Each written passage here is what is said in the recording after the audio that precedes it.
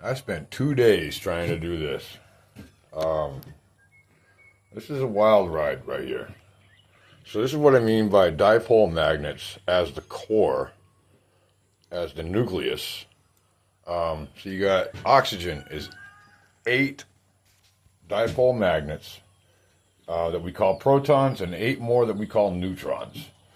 And I'm finding very particular patterns and systems throughout all of this. Now we have theoretically 2 open ports, right? I don't know where to put them, so I put them here.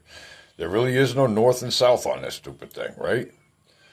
So a lot of the more circular ones, you can find the north and south, and that would be your 2 unused ports from your first layer, right? Your first layer is 2 ports, according to the math that we use. The math is spot on. We've been using it for years. It's missing a few things, but end result is it works. It's our understanding of it that's kind of confused and confuses us on a lot of things that are going on. So when I put these together, it took me a couple days to finally get something, and I had to keep reformatting what I was doing. And so what I'm seeing is this is my oxygen atom. It may alter, it may change, but this is what I'm coming across.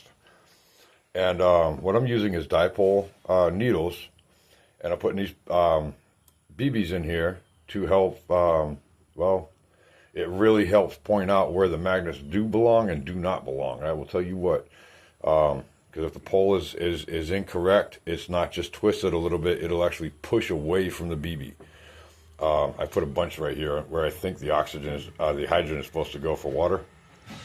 But this leaves up with 1, 2, 3, 4, 5, 6, 7, 8, each of which, so I have 8 total ports for the 8 protons and 8 neutrons, and 2 of which are open, and really they're all open, but for some reason, these are the 2 to get used. The 2 that still, we consider 2 anyhow. Thing is, it's relatively squishable. It's strong. It's sturdy. It's 4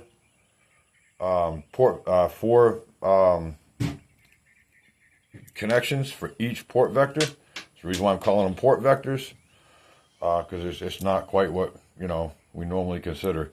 And each of these is 4, and I got my 8 for each of the what we consider the protons, but really it's 16, and this is what you end up with. This is the best I can come up with. It's got to be balanced. It's got to be symmetrical, but it doesn't have to be what we think it is. And then from there, we got to figure out how to link them, stuff like that. There's a lot of stuff I got to do still. People say this is not an oxygen atom. You're right. This is the nucleus. This is the 8 protons and 8 neutrons that we count. But they're dipole magnets. They're not neutral and positive with a magical electron floating around in the magnetic field. Okay?